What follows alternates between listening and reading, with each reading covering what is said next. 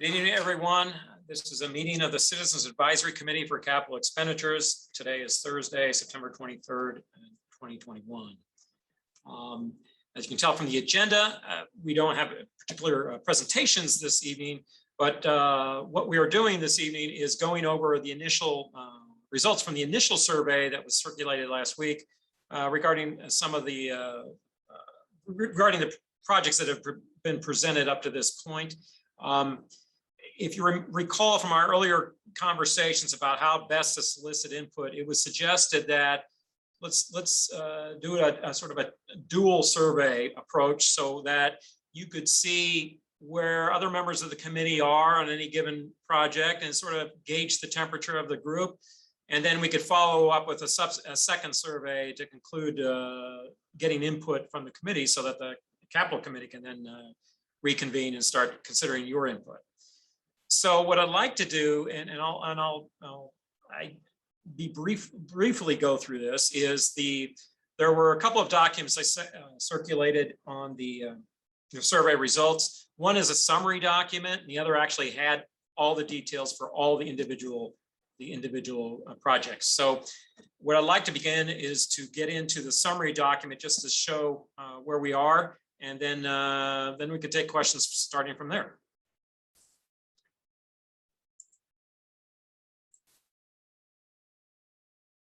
So hopefully this has come up on screen, survey results document. So if we go through this, first of all, we got responses from about 26 members of the group, is a little less than half. So that just gives you an idea about how many had responded. And then this is just a distribution by ward. Again, each ward has 2 members, so the most you can have is 2 responses from each of the representations. Some had 2, some had 1, some we didn't receive responses. The second page basically is summarizing by we had categories, and one of those categories, the top was high priority versus essential versus desirable versus transformative and all that. And so as we go through here, we're going to just highlight which categories of those project categories were in each of those priority levels. And you can see what this does is basically saying you look at it and you see of the water division's projections, over 50% were considered high priority, and then bridges also were over 40%, and then it goes forward with parks, recreation, and forestry over 30%, and you can see how that continues. Transformative projects, no surprise here, the SLDC was the highest, because obviously if you want to have those kind of things which have a bigger impact on new transformative type things, you'd have an SLDC. And then streets was second on that, parks, recreation, and forestry, and fleet and public safety, and so forth. Essential projects, courts, over nearly 45% of their projects were considered essential. Other city needs were also up there in near the 40% range, and fleet as well. And you can see all the world down the line. And then desirable. Again, this seemed to be the capture of Great Rivers Greenway, which had an impressive presentation last week with some design work on their greenways that was considered highly desirable, but it fall in that category.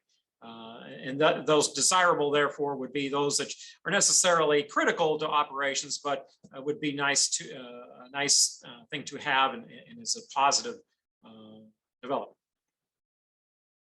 Then we had a number of that were neutral. Great Rivers Greenway also was there as well, over 10% of that. But it was in the single digits, most of the neutral. So most of the people had some sort of opinion on whether or not it was critical or less critical. Not enough information. Again, SLDC, they presented a lot generally about their total needs would be, but then there's a lot of question about where the particular funding would come from. Did it come from ARPA or did it come from capital? And I think those, and then what specificity we have for those projects. And I think that is something that's going to have to be developed as further down the line. Here again by responses by asset. Streets, you can see 33% of that was desirable, but 26% of that was high priority, 21% is essential. Bridges, again, not surprised here, the biggest slice here, 44% high priority, 20% of essential. So you had those two combined to be 64% of the total. Sponsored by Parks, Recreation, and Forestry. Again, now 38% of that was considered high priority. You throw that again with essential, and that's about a 56% representation. Response by SF Public Safety, at 31% would be a high priority, 30% would be a essential, and that's about a 60% by those two categorizations. 20% transformative. I think when you go into the detail, the transformative piece, that would probably be the PSEP consideration. Sheriff's Office, 35% of it would have been high priority, a little less for essential at 23, and then more desirable at 24. Courts deemed more essential than high priority, with the rest being desirable. Same thing with fleet being essential, although not as high priority, but deemed essential. And SLDC, you can see that's more, not enough information was the biggest share there, simply because we didn't have the details for particular projects, but it would also got a bigger share of the transformative size. And Water Division, considered a high priority, 53%. That's probably the highest share of their projects considered high priority. And if you put essential next to it, that would 86% of the whole total was either essential or high priority. Great Rivers Greenway, the biggest slice there, and it was 39% desirable, 17% high priority. Another city needs, the biggest slice there, essential. This is somewhat broad categorization, and 29% high priority. And that's sort of the designation by category. Now, I'll stop sharing there. Let me go really quickly to some questions, and then we'll get into some of the detail if we wanted to go over the detail. Haven't received survey, how was it distributed? Everyone should have received the email last night. If you haven't, we'll get to you, but the results are posted online. So all of these results, both in the initial survey, the detailed survey, the summary survey, as well as the detailed survey, are posted online, and we could share that as well. Yeah, so let me see here. Can you make slides larger, difficult to read?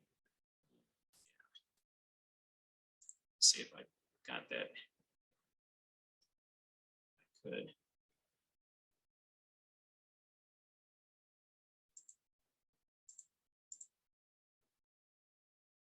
Well, let me see if I can get you that.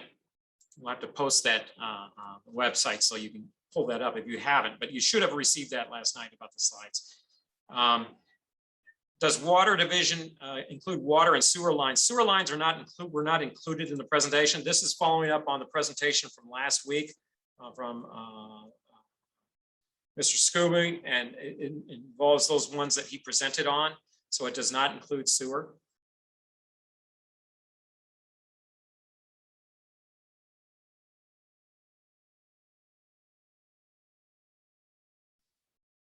Have the steps and timing for the final survey been discussed yet? Will it be in a similar format?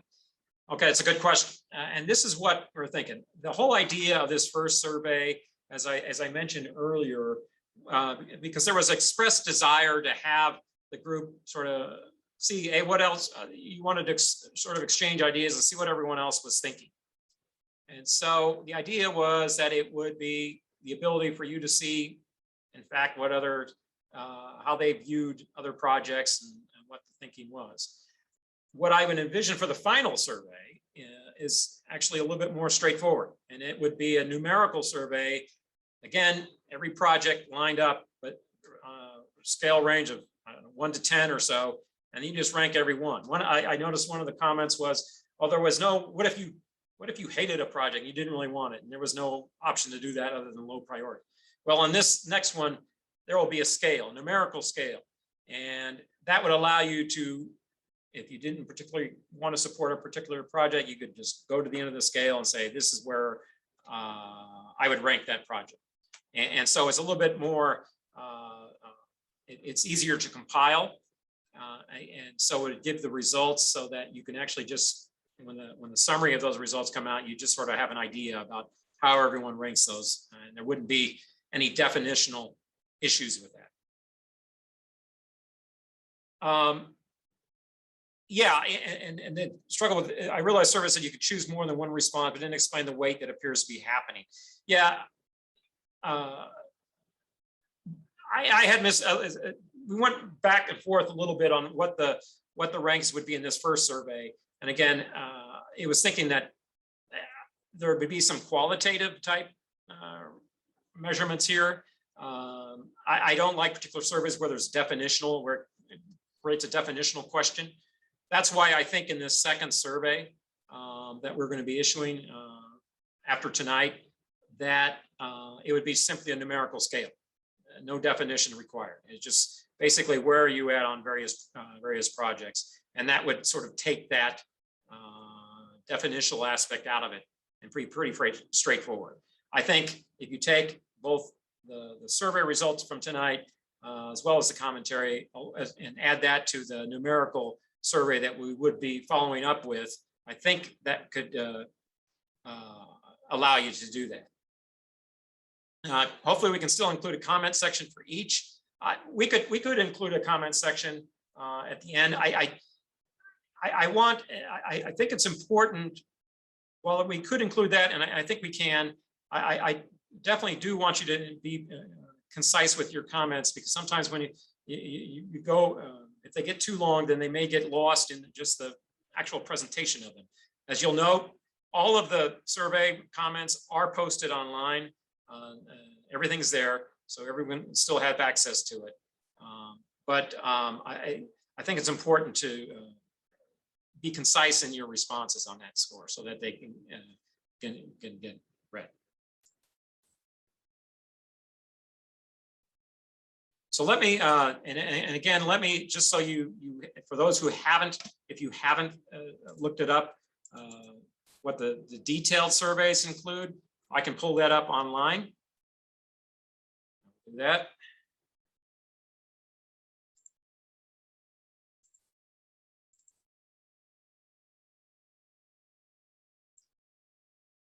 That should come up. First of all, these first two graphs actually are summarized in the other chart, so these could be reformatted a little different. They were hard to read, but the summary by response and ward were included in the other presentation. So, but you can see when you get to this particular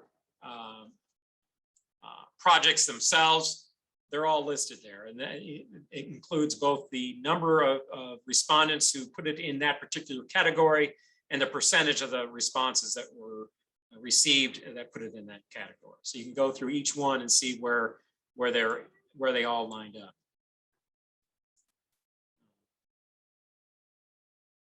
And so what I would anticipate is that this next survey would just have the scale, and then each of you would respond on scale of 1 to 10 or whatever that survey would be.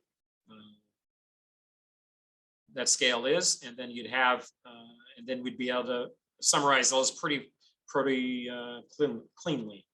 And just in case you want to know that here's all we do have all of your comments. I'm not going to read them all, obviously, but they are all posted on the website for your review. And so if you want to see what other people are thinking, at least those that were responding, and again, we had 26 responses.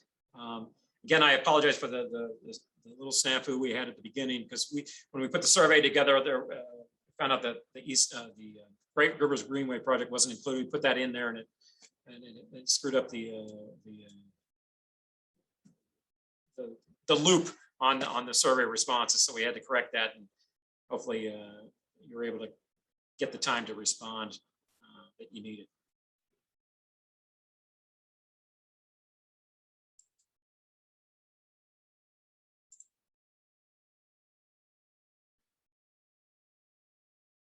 Yeah, let me, words.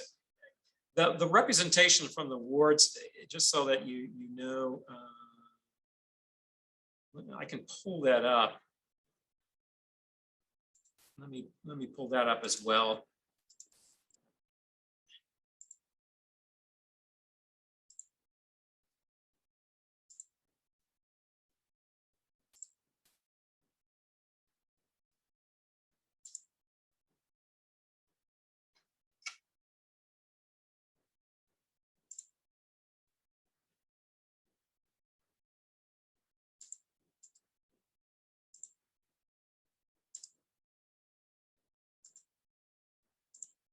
And again, this is on the website, the appointees, and here's all the lists. I believe there were 58 as of the total max of 68. So not every slot had been filled, but these are the representations. So you can see if there's some wards that were not represented, they were just not appointed. But that is online as well.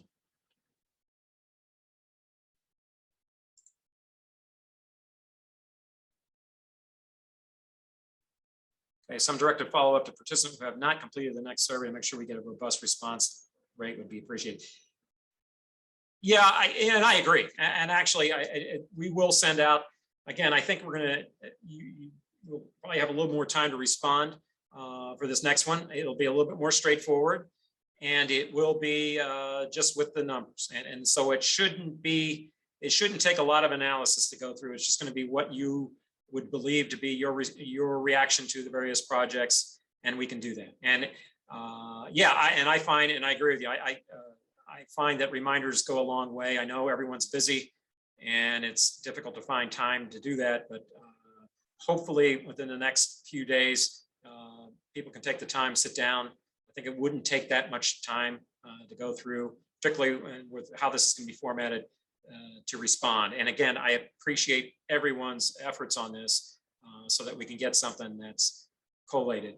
And what I would expect to do is that, let's say if we can get that survey out tomorrow, we give you a few days, maybe by the end of Monday or Tuesday, so that we can get those results compiled. We will send those out to you.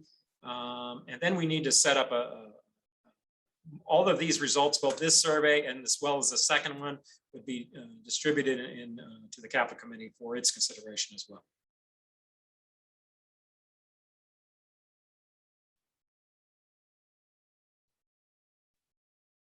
Is there a central resource, a link to each department's presentation that we can review if needed during completion of the final survey? If you, all of the presentations are posted online. So let me go back. If you have difficulty getting there, let me pull that up as well.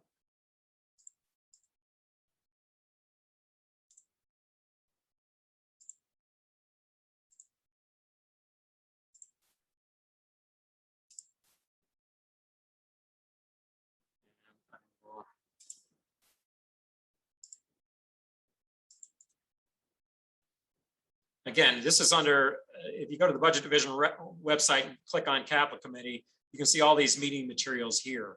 And so if you go back, all the Citizens Advisory Committees are here. For instance, you click on the August 12th, and you can see here's the City Justice Center security upgrades, the PSEP presentation, and all of that. I think we will also add the links to the meetings themselves here. I know most people can get them on YouTube, but we'll add those in there in case you want to rewatch some of the presentations live, well, recorded. But this will have all of the materials, all the presentations that you have seen to date, and the supporting materials. And you can see August 19th, there's a police department and all those supporting documents. Same under, even going back to, say, that's the Capital Committee meeting, going back to the first meeting, as well as August 5th, Critical Street, the arterial paving, and that bridge presentation, if you remember way back when, if memory fades as we continue to proceed over the last few weeks. But those are all available online, and so I would highly recommend if you want to go and review those again, just to refresh your memory. it was a lot of material, and so yeah, that's a good idea, and I would do that as well.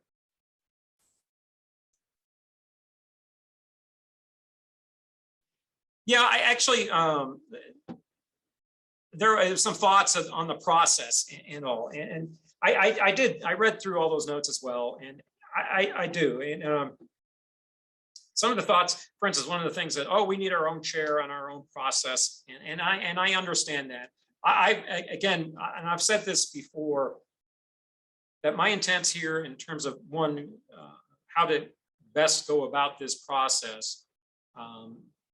One is that we have the ordinance which laid it out, but my intent here is to recognize that all of you have been appointed by an elected official, either a member of the Board of Aldermen or a member of the Board of E&A, and you all are equal members of this committee.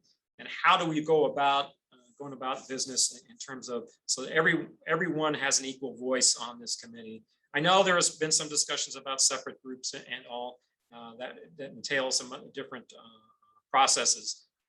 But my intent is so that everyone has, at least believes they have the same opportunity to express their opinions and have their voices heard as anyone else.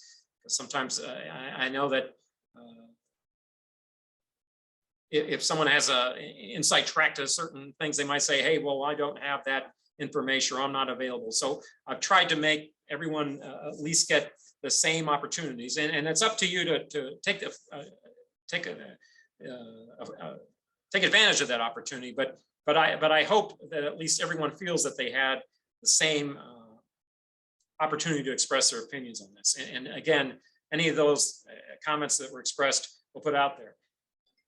Now, in general terms, one of the comments that's up to that I found very interesting, and it's sort of close to my heart, is I would like to see capital projects that you can see. And I'm very, I know exactly what you're talking about there. I'm very sympathetic. That's one I always like to. I always like to see that too, because you've got the opportunity to have some big impact with capital funds. And you say, okay, now's our opportunity to really make some impact here. And then, it's a project that you'd like to see, let's say arterial street servicings and all those type of things. And then you get the project that says, oh, but we have to spend $2 million on a fire alarm in some courts building. And, you know, it's one of those things where you bristle at that simply because, man, it's one of those ones that no one sees. It's not visible, but it's something you have to do. And that's the nature of some of these capital requests. And it just is. It's one of those things where you would really like to see the high profile improvements that can make a difference and people can see in every day. But there's still the reality that you've got old infrastructure and old buildings where things that aren't seen every day that have to be addressed. And Rich could probably tell you much more than I. And not only that, but even during this process, things change. I mean, one of the things that came up at the Capital Committee a few weeks ago was that we have to look at our phone system in city buildings. Just this week, I received an estimate that could be, if you replace all the phone systems with a voice over internet protocol, that could be up to $5 million. That wasn't even on our list, but it's something that we're going to have to vet now at the Capital Committee. And Rich, I know you told me that, what, a week or so ago, there was some transformer that blew up that we're going to have to find funds for. These are the things that, unfortunately, you have to deal with. And so it's a balancing act. Now, I will say this. I think that we are in a unique position right now, is that we've got, I think we have funds that are going to be able to address some of these backlogs of needs that may or may not be visible. And then I think we're going to have the opportunity to address funds that are also, we can do some positive things for. And you can see whether it's paving streets or the new PSAP or supporting economic development in the north side or whatever those are. I think there's going to be a mix of those things that the funding sources that we're going to have available are going to be made available to do that. But it's going to be strategic, and I think it's going to take a lot of effort to get there. And I think we're going to have more than one opportunity to address it as these federal funds become more clear. I don't know, Rich, did you want to add anything to that, or in terms I'd of? just like to first of all thank everybody who participated on the committee, because sitting and listening to a lot of these things that we have to deal with every day is not that interesting. You guys saw last week, there were some very interesting presentations from SLDC. There were some interesting presentations from Metro, other people, Great Rivers Greenway, who do a lot of big type development projects that really are these eye candy type projects Paul referred to. And I think that's such a good term, because what we have is, you know, thousands of miles of streets and sidewalks in the city. We have 200 buildings. We have 110 parks. We have our rec centers and, you know, our thousands of vehicles that maintain the streets. We have 74 bridges. All these statistics of things that we have, that we as a city have to maintain. And, you know, as Paul mentioned, there are a lot of things that happen every day here that we are constantly repairing and fixing infrastructure from a 250-year-old city and replacing and updating things that, you know, are well beyond their useful life. And so, yes, it's great to look at beautiful projects, and we would love to do some of those, and I'm sure we will. But there are other things that we have to do to maintain the integrity of our streets, our bridges, our buildings, rec centers, parks, and all the things that touch our citizens every day, so that they can do all the other things. I mean, you know, we talk about this many, many times, and things such as street lights are, you know, ADA accessibility. A lot of people don't pay real close attention. I would think most people on this committee would, but a lot of people don't pay real close attention to that. But when you really look at these things, they're important to the day-to-day movement of people around the city. And they get us to places we need to be. And, you know, again, they're not these big eye candy projects that, you know, we can do some of these, but we also have to keep up all the other kind of mundane infrastructure, if you will. And, you know, Paul and his team work with us with our budgets to do as much as we possibly can through the budgeting process. But when you get so far down a path, because we haven't had an influx of big funds other than two bond issues, 16 and 18 that we talked about, a 25 and a $50 million bond issue. When we have an influx, we have to do some major infrastructure repairs to get caught up to some degree on what we're doing. Once we get caught up, all the commentary about, you know, management systems and regular upgrades and routines and things like that all need to be done, but we're so far behind the curve at this moment. These critical items have to be done just to maintain this infrastructure, you know, for day-to-day use and operation of the city. So I think that's just what I want to add, but I really want to thank everybody for, you know, all the comments. I have spent a lot of time reading through all of them, and there are some really good comments there, certainly taking them to heart. And whatever we can do to implement those to, you know, make it work better, to understand, you know, how we need to work together with other folks. We do our best, but we can always do better. So thanks again. Okay, thank you, Rich. Let me found that. I think this is from Lawrence. I found these meeting agendas online, although didn't receive them directly before the meeting. Everyone should have received the agenda or the materials last night that were sent out. If you didn't, I didn't check the email. If you didn't, just please email me so that you so that we make sure that you weren't there, you didn't receive it. But everyone should have received those materials last night. Now, on the second part of that question, you addressed my question about sewer lines, but what about lead abatement in the water lines? We also sent out the response, some follow-up responses that from the water division on that as well.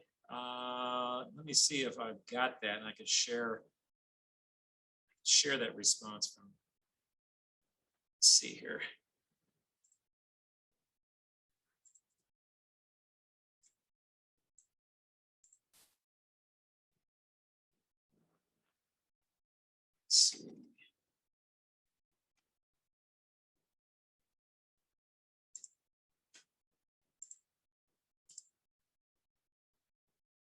And this is, again, these are just the follow-up questions that we had. And the one for the Water Division was whether demands for funding to help owners might have lead supply lines, change their water supply lines, copper effects. The answer was lead service lines in the city are not part of the water utility. They are owned by the property owner who has been historically responsible for the replacement. And then this is Kurt responding, although I am excited to see funding is now available to replace lead service lines, we are and have been awaiting new federal regulations and guidelines relative to the replacement of lead service lines. We are hesitant to begin to address this issue until the regulation and guidelines are established. At this time, I recommend funding the current list of priorities until the federal regulations and guidelines are established. So basically, it looks like there could be some funding in that, whether it's going to be that infrastructure bill that's coming down the pike or some other funding mechanism, but there have been no regulations and guidelines related to that yet. And so we're going to sort of keep your powder dry on that particular one at the moment.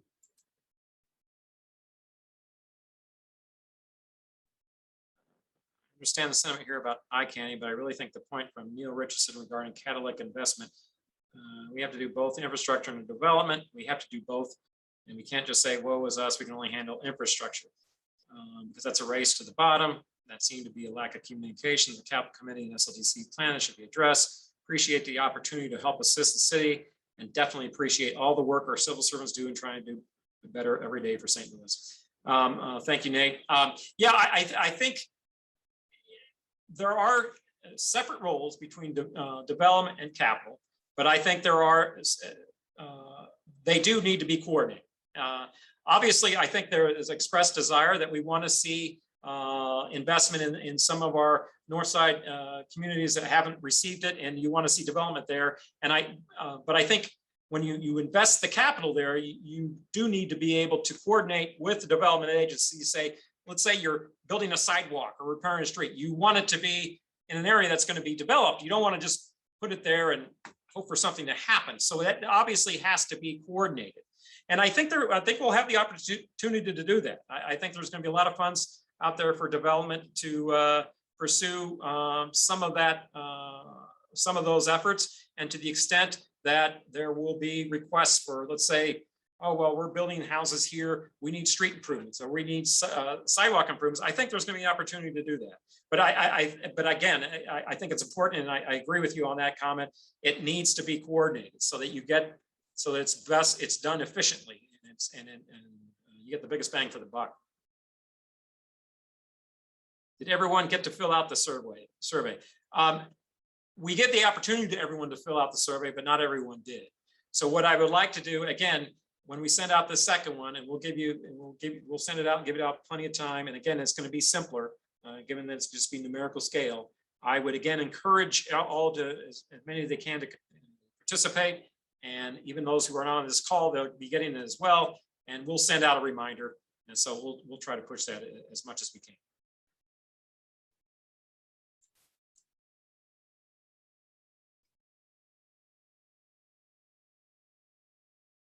Get everyone's questions up to this point.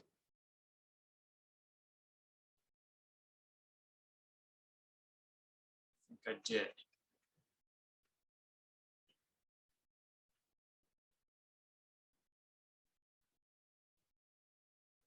Yeah, about what will go to the Capital Committee. Yeah, what we're gonna try to do is consolidate.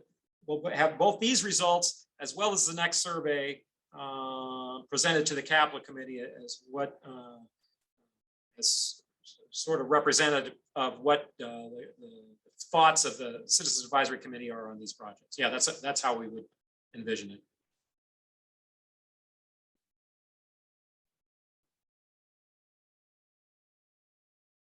Well, that's all I actually had for this evening. Unless there are any other questions or anything else to come up.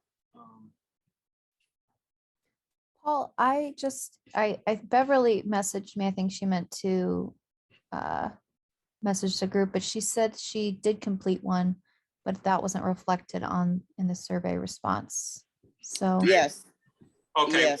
Beverly, we could check that. I mean, because it's automatic. It's not like at that certain time. It's it will be. It pulled looks out. like it looks like it wasn't on the cover page, but it was reflected throughout the rest of the survey. So Oh, okay. yeah, Okay, that so may just be. check. Yes. Yeah, it's an automated survey. So if the data's in there, it'll spit it out. So we'll have to check on that, but we'll make sure that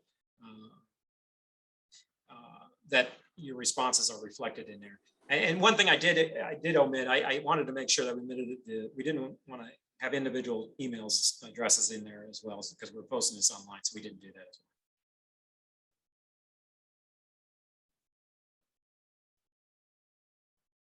well. Okay, if there is nothing further, again, as in last week, stay tuned.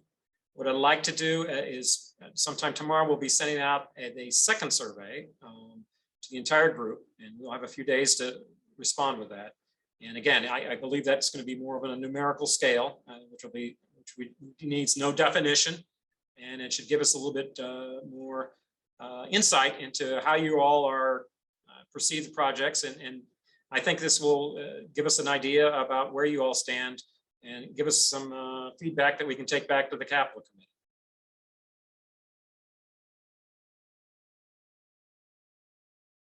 So if there is nothing further, again, I can't emphasize this much. And Rich said it earlier. I want to thank you all for your time. I know this takes a lot of time out of your busy days to do this, and I appreciate it. And hopefully we'll see some good things out of this process. Thank you all very much. And you'll be, go ahead. So how many more of these meetings can we anticipate? Is this it, or? I'm anticipating that this is the meeting, and this is the last meeting. And Okay. What we will do is we will send the results of the subsequent survey out to you, so you all have it. And then this will, so you will have all the information that would be sent to the Capital Committee itself. And that's how we'll proceed from there. Can I ask a question? Sure, Beverly. What about the items that we did not have enough detail on? Is that a way we can look at that? Some of the questions we answered well, didn't have enough detail, trying to find out what more we can give a right answer. Yeah, I mean, at this point, what I think it's what I think the results would say, and we at the Capital Committee will also push that. If there are not sufficient details, then they need to push for details. I think we'll probably include that as given that if we don't have it, we don't have it, but we will allow that as an option on your survey results. So, because I don't want you to respond to something negatively simply because there wasn't enough information, or positively because there's not enough information. So if there's not enough information, that has to be a response. So we'll allow that. I think that's a fair response. If you feel like you don't have enough information, that you could respond into that. So we'll incorporate that into the survey.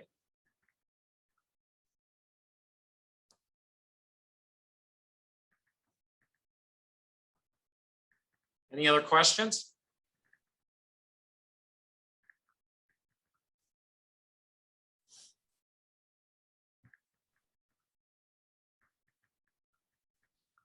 Okay, well, again, thank you all for your time this evening. We will be sending out that second survey. Expect that tomorrow, and then we will get back to you with everyone's responses, hopefully within early next week. So you'll see where we all stand. Thank you very much.